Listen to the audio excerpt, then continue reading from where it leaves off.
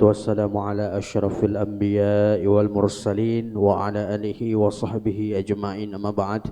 Sebelum kita memulai pelaksanaan salat Jumat kita pada hari ini, kami harapkan kepada sedang jamaah sekalian untuk dapat mengedarkan tabungan amal terlebih dahulu. Kemudian yang pertama, segera mengisi soft terdepan dahulu yang masih kosong. Kemudian yang kedua, bagi jamaah yang membawa handphone atau alat komunikasi lainnya, kiranya dapat menonaktifkannya untuk sementara waktu. Pengurus Masjid Raudhatul Jannah Rumah Sakit Umum Daerah Dr. Zainal Abidin mengumumkan beberapa hal sebagai berikut. Adapun yang pertama, hasil tabungan amal kita Jumat yang lalu adalah berjumlah Rp3.337.000, Rp3.337.000. Kemudian yang kedua, tata laksana salat Jumat kita pada hari ini, yakni pada tanggal 14 November 2025 atau bertepatan pada tanggal 23 Jumadil Ula 1447 Hijriah adalah pukul 12.28 WIB. Yang bertindak sebagai khatib yakni Ustadz Jauhari Hasan MSI, Imam Ustadz Mauliza Akbar MA, sedangkan muazin Ustadz Sa'ad. Demikianlah pengumuman ini kami sampaikan kepada khatib dan muazin. Kami persilakan dengan segala hormat. Wassalamualaikum warahmatullahi wabarakatuh.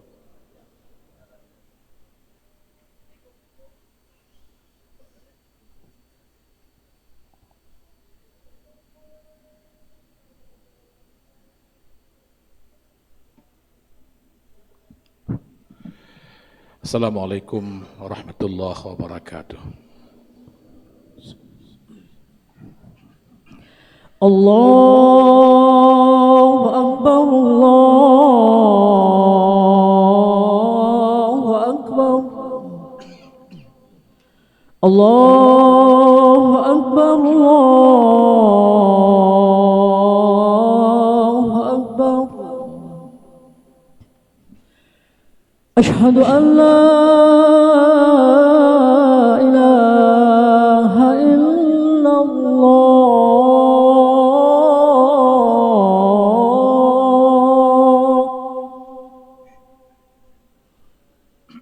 Ashhadu an la ilaha illallah.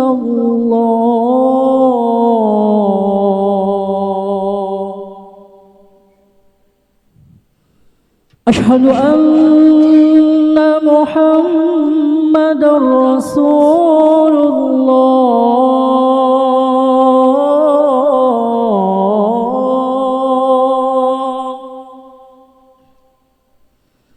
Ashhadu anna Muhammadar Rasulullah.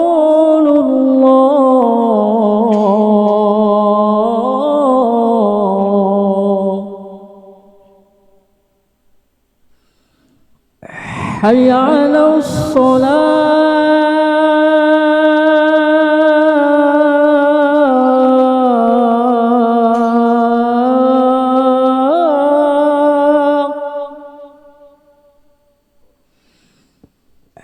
Hayya 'alas shalah.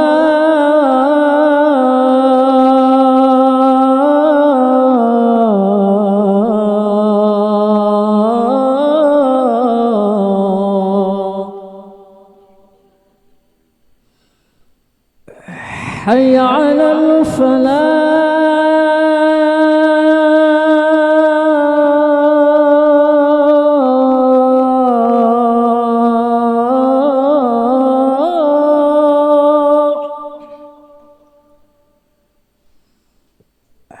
Hayya 'alal falah.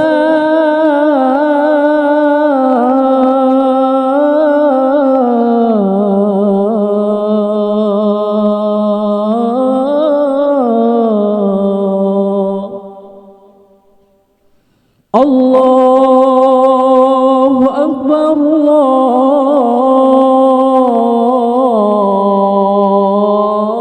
Allahu Akbar. La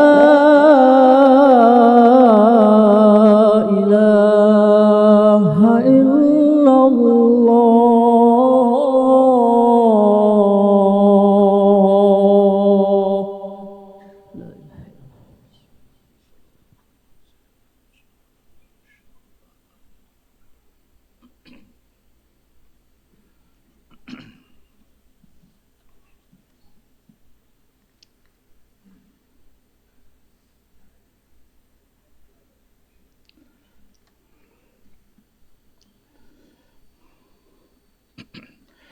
Alhamdulillah. Alhamdulillahilladzi qad amarna bi ta'atih wa nahana ma'siyatih. Asyhadu an la ilaha illallah wa asyhadu anna Muhammadan abduhu wa rasuluh alladzi hadana ila sirati dinih. Allahumma salli ala sayyidina Muhammadin wa ala alihi wa ashabihi wa man tabi'ahu ila sabilihi.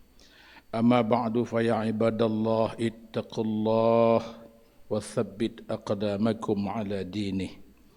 Faqala Allah subhanahu wa ta'ala a'udzu billahi minasy syaithanir rajim. Bismillahirrahmanirrahim.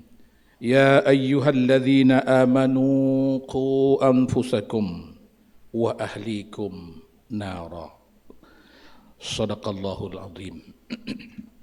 Sidang jamaah Jumat yang dirahmati Allah Subhanahu wa taala. Marilah tak henti-hentinya kita menyampaikan puji syukur kita kepada Allah Subhanahu wa taala atas segala apa yang diberikan kepada kita. Banyak sekali nikmat yang telah Allah curahkan, yang nikmat itu tentu tak sanggup kita menghitung. Dan Allah tak pernah meminta kita untuk membayarnya. Hanya satu Allah minta, untuk selalu beribadah kepadanya. Salawat dan salam kepada baginda Nabi Muhammad sallallahu alaihi wasallam beserta sahabat, keluarga dan para ulama mutaqaddimin mutaakhirin yang telah mengiring dan mengantarkan kita kepada sebuah agama yang benar, membimbing kita ke jalan menuju syurga Allah Subhanahu wa taala. Kaum muslimin, pada hari yang berbahagia ini, dalam waktu yang sangat terbatas ini, mari kita perhatikan satu firman Allah Subhanahu wa taala yang terdapat di dalam surah At-Tahrim ayat 6. Allah berfirman, a'udzu billahi minasy syaithanir rajim. Ya ayyuhalladzina amanu qu anfusakum wa ahlikum nara. Wahai orang-orang yang beriman, jagalah dirimu, jagalah keluargamu dari api neraka. Ada beberapa pesan yang ingin kita sampaikan dalam ayat ini. Yang pertama, Allah mengawali firman-Nya pada ayat ini dalam bentuk panggilan, seruan dan aba-aba. Ya ayyuhalladzina amanu. Wahai yang beriman. Allah tentu di sini tak memanggil orang kafir. Allah tidak memanggil orang murtad. Allah tidak memanggil orang munafik, tapi Allah panggil khusus kita yang beriman. Kenapa kita yang dipanggil? Karena hubungannya dengan qu anfusakum wa ahlikum nara, jaga diri dan keluarga dari neraka. Di sini kita maklumi bahwa neraka itu adalah bukannya tempat bagi kita. Bukan tempat bagi orang-orang yang beriman. Karena itu Allah memanggil kita untuk hati-hati. Syurga itu bukan tempat kita, neraka itu bukan tempat kita, tapi tempat mereka yang ingkar kepada Allah. Karena itu umat Islam juga memiliki peluang untuk masuk ke dalam neraka itu. Maka itu hati-hati. Maka Allah memperingatkan kita, qu anfusakum, jaga diri kita. Wa ahlikum, dan keluarga kita, istri kita, anak kita, kerabat kita, umat kita. Allah perintah di sini kepada kita untuk menjaga keluarga kita itu. Organisasi terkecil dalam kehidupan sosial adalah keluarga, rumah tangga. Di dalam rumah tangga itu ada orang yang paling bertanggung jawab. Siapa dia? Kedua orang tua. Dari dua orang tua ini ada satu yang paling bertanggung jawab, yaitu ayah. Kita yang laki-laki ini, yang telah menjadi ayah atau akan menjadi ayah. Di tangan kita ternyata memiliki sebuah tanggung jawab yang sangat besar, tanggung jawab yang sangat berat. Apa itu? Menjaga diri kita pertama dan keluarga. Anak kita, istri kita. Kewajiban tanggung jawab terbesar di tangan kita sebagai seorang ayah, di tangan kita sebagai seorang suami. Jangan sampai anak kita itu, istri kita itu terjerembab dalam persoalan-persoalan yang hina, terjerembab dalam persoalan-persoalan dosa. Hari ini kaum muslimin yang berbahagia, sungguh banyak peristiwa-peristiwa melanggar hukum, melanggar agama yang dilakukan oleh umat Islam. Tak terkecuali di Aceh ini, yang kebanyakan hari ini dilakukan oleh pemuda-pemudi, anak-anak kita, generasi-generasi Z, generasi hari ini, yang banyak sekali melakukan pelanggaran atas norma-norma agama. Memang kalau kita bandingkan dengan daerah lain, kita masih mending. Persoalan-persoalan LGBT yang hari ini mendunia sifatnya, di Aceh juga ada, meskipun tak separah di tempat orang. Perzinaan juga ada di tengah-tengah kita. Perjudian yang saban hari itu terjadi, apakah secara langsung atau melalui media online, itu semuanya berproses dan itu semuanya terjadi. Bukankah itu adalah persoalan-persoalan melanggar agama, melanggar hukum, melanggar etika yang dilakukan oleh anak-anak kita? Kenapa ini bisa terjadi? Jawabnya karena dalam rumah tangga seorang ayah tidak sanggup mendidik anaknya, tak sanggup menjaga anaknya, tak sanggup melindungi anaknya.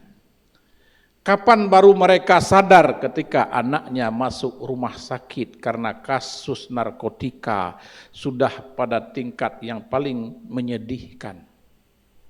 Memorinya hilang, fisiknya banyak yang rusak karena terlalu sering dan terlalu banyak mengkonsumsi narkoba, minuman keras, dan berbagai macam jenis lainnya. Karena itu pengawasan dari seorang orang tua, seorang ayah, itu tidak ringan. Ketika si anak kita itu tidak pernah kita siapkan untuk menjadi dewasa, maka saat dia dewasa menjadi orang yang tidak siap.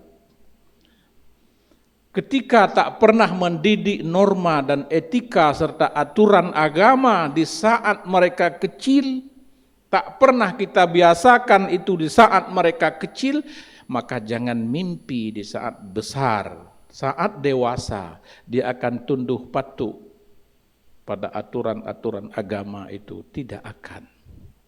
Mereka akan terjerembab dalam kehidupan fatamorgana dunia ini yang penuh dengan janji-janji palsu.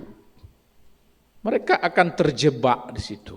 Dan sekali terjebak, apalagi dalam dunia LGBT, dalam dunia narkoba, dalam dunia khamar dan segala macam lainnya, maka tidak mudah untuk kembali ke jalan yang lurus. Itulah yang dituntut dalam ayat ini, agar kita orang tua menjaga anak-anak kita, persiapkan anak-anak generasi keturunan kita menjadi orang yang terhindar dari sentuhan api neraka. Hadirin yang berbahagia, neraka itu memang tidak ada di sini secara fakta. Neraka itu hanya persoalan nanti di akhirat. Tidak ada neraka di dunia ini. Yang ada nanti di akhirat. Tapi jangan lupa, jembatan menuju neraka, jembatan menuju surga justru dibangun di dunia ini. Seorang orang tua harus mampu mendesain sebuah jembatan, harus sanggup mendesain sebuah jalan menuju kemana. Sebagai muslim, ku anfusakum wa ahlikum nara, jangan sampai kita, anak kita, keturunan-keturunan kita nanti berjalan di sebuah jembatan menuju neraka. Karena itu kaum muslimin yang berbahagia, kalau kita baca sejumlah buku tentang tanggung jawab seorang tua, ayah atau ibu, maka ada salah satu fungsi keluarga sebagai sebuah organisasi terkecil dalam kehidupan sosial adalah fungsi proteksi, fungsi perlindungan. Mengapa disebut ada fungsi perlindungan? Seorang ayah wajib melindungi anaknya. Dari apa? Dari kesusahan dunia. Dari apa? Dari penyakit yang menggerogoti tubuhnya, dari penyakit yang menggerogoti pikirannya. Tidak hanya fisik, tetapi juga non fisik, mental, akalnya. Dia lahir ke dunia ini, Allah titipkan si bayi ini kepada kita sebagai seorang ayah, kita sebagai penanggung jawab. Nanti waktu tibanya Allah akan ngambil balik ketika dikasih dalam kondisi fitrah, tetapi ketika dia kembali kepada Allah dalam kondisi luka parah, maka Allah akan minta pertanggungjawaban kita sebagai ayah, pertanggungjawaban kita sebagai orang tuanya. Mengapa kita gagal dalam mendidik mereka menjadi orang-orang yang taat? Semoga Allah memberi kita kemampuan dan kekuatan untuk selalu dan senantiasa memberikan fungsi keteladanan kepada anak, fungsi perlindungan kepada mereka, yang tidak hanya melindungi mereka di dunia, tetapi juga paling penting mereka akan terlindungi dan terselamatkan nanti di akhirat. Seorang anak yang masuk neraka yang disebabkan oleh kurangnya perhatian kita, tidak ada tanggung jawab orang tua, maka jangan berharap orang tua pun akan masuk surga dengan aman, dengan nyaman. Tidak akan. Kita diminta pertanggungjawaban si anak ini. Mereka masuk neraka, maka kita pun harus ikut mereka, bukan mereka ikut kita. Karena itu jembatan menuju ke sana mesti kita bangun, mesti kita jaga, mesti kita pelihara dengan baik, agar jembatan yang terbangun itu bukanlah jembatan menuju neraka Allah Subhanahu wa taala, akan tetapi jalan menuju surga Allah. Semoga Allah beri kita kemampuan dan kekuatan. Barakallahu li wa lakum fihi minal ayati wadh-dhikril hakim. Wa taqabbal minni wa minkum tilawatahu innahu huwal ghafurur rahim.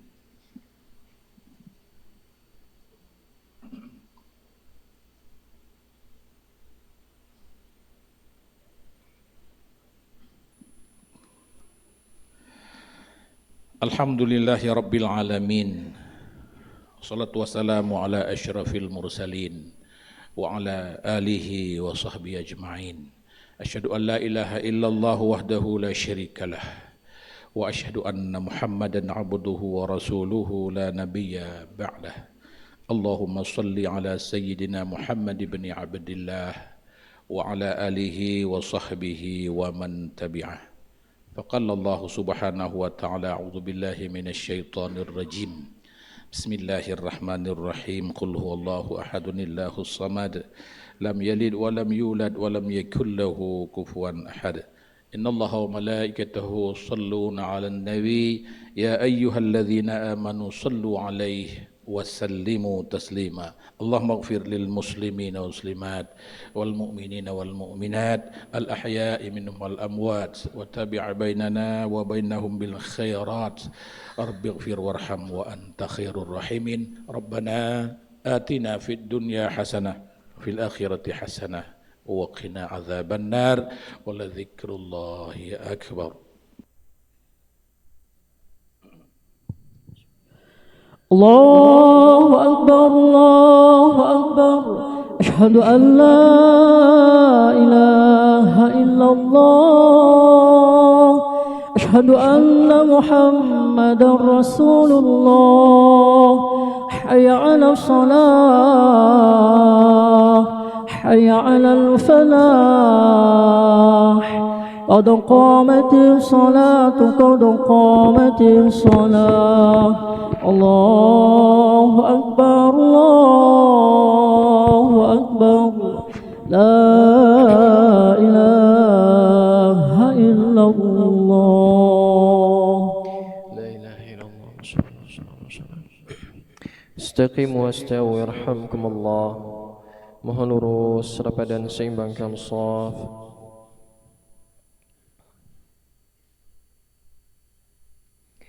Allahu Akbar.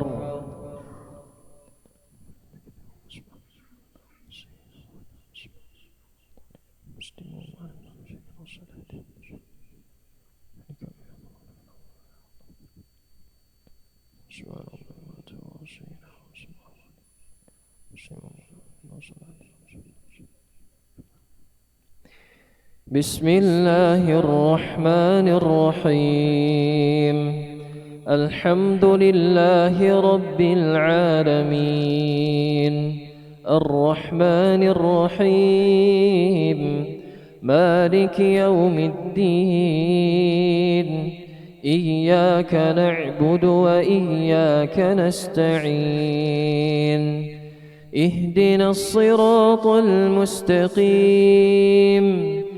صراط الذين أنعمت عليهم غير المغضوب عليهم ولا الضالين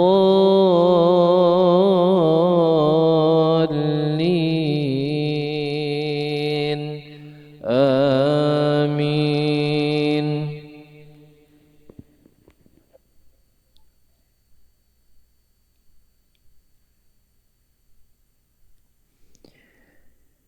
بسم الله الرحمن الرحيم سبح اسم ربك الأعلى الذي خلق فسوى والذي قدر فهدى والذي أخرج المرعى فجعله غثاء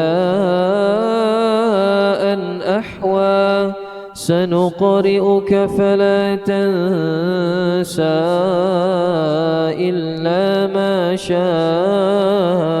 الله إنه يعلم الجهر وما يخفى ونيسرك لليسرى فذكر فإن نفعت الذكرى فذكر إن نفعت الذكرى سيذكر من يخشى ويتجنبها الأشقى الذي يصلى النار الكبرى ثم لا يموت فيها ولا يحيا قد أفلح من تزكى وذكر اسم ربه فصلى بل تؤثرون الحياة الدنيا والآخرة خير وأبقى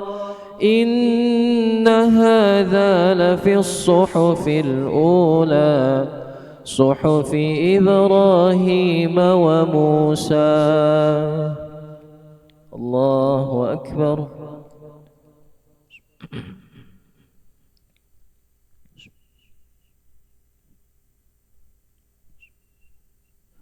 سمع الله لمن حمده.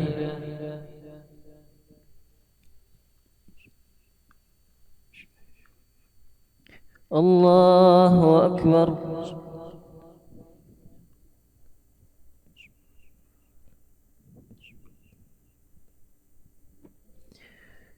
الله أكبر.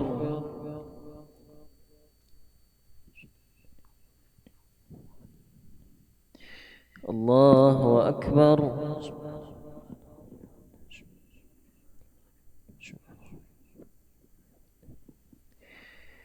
الله أكبر.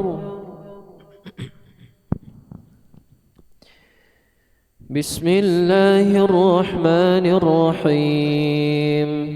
الحمد لله رب العالمين الرحمن الرحيم مالك يوم الدين إياك نعبد وإياك نستعين اهدنا الصراط المستقيم صراط الذين أنعمت عليهم غير المغضوب عليهم ولا الضالين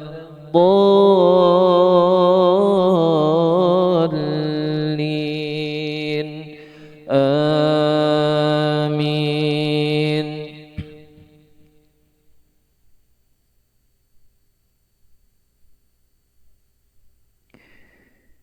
بسم الله الرحمن الرحيم.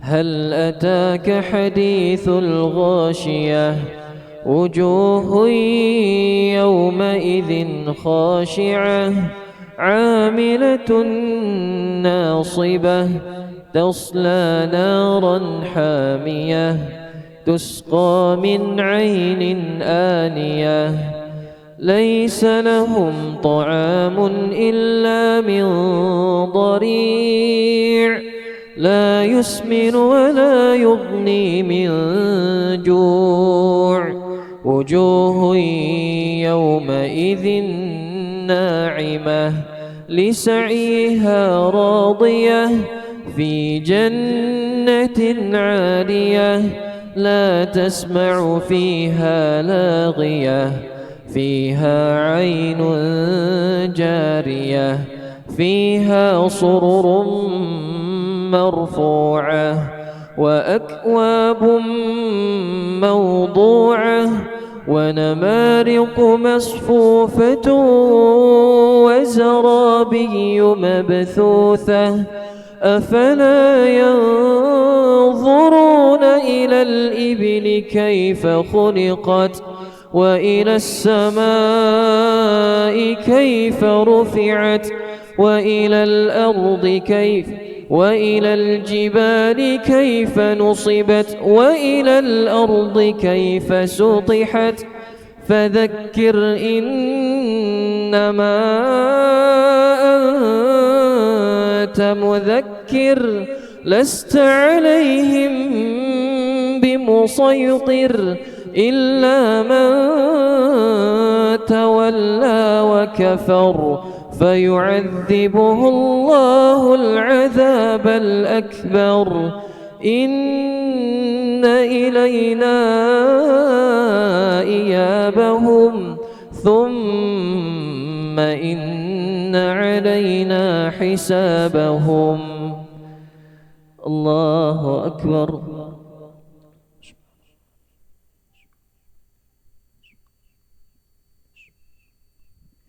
سمع الله لمن حمده.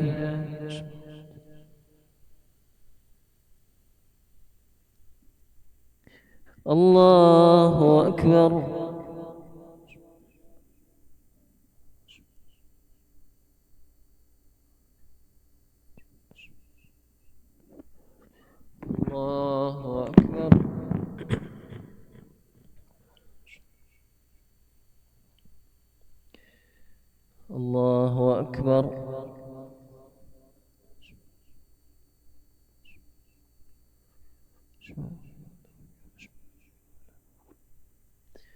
الله أكبر.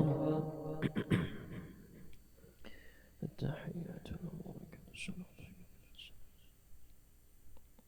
السلام عليكم السلام